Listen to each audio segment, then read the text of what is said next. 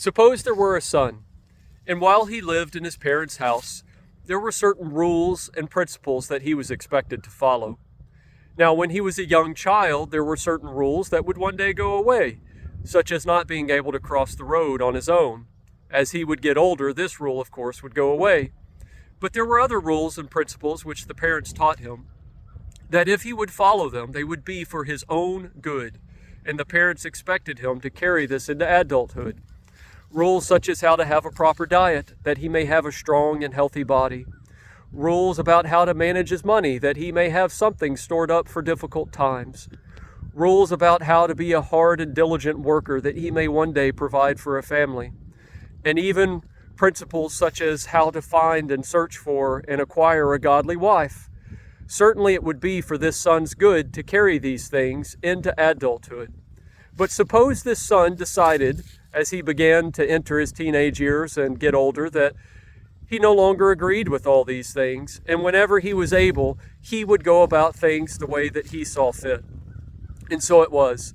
When the son was able and came of age, he left the house and he began to live according to his own principles that he developed, not the principles that were instructed to him by his parents, not the principles that would have been for his own good.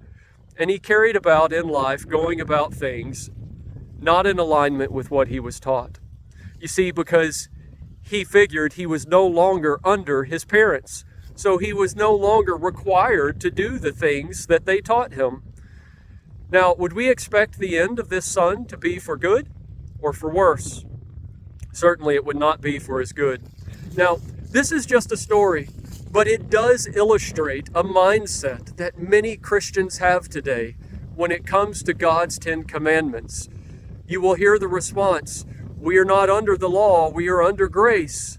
Now, this is a misuse of the scripture. The very next verse, Paul says, "Should we continue in sin since we are not under the law? God forbid." Now, what is sin in the Bible? Sin is a transgression of the law. It is a breaking of any one of the 10 Commandments. 3 chapters prior, Paul also says we are to establish the law. The 10 Commandments are not simply a part of the Mosaic Law. There is a copy of the 10 Commandments in the heavenly sanctuary, in the heavenly ark, which John saw in Revelation chapter 11.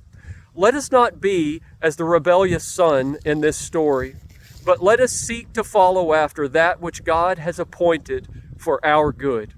God bless.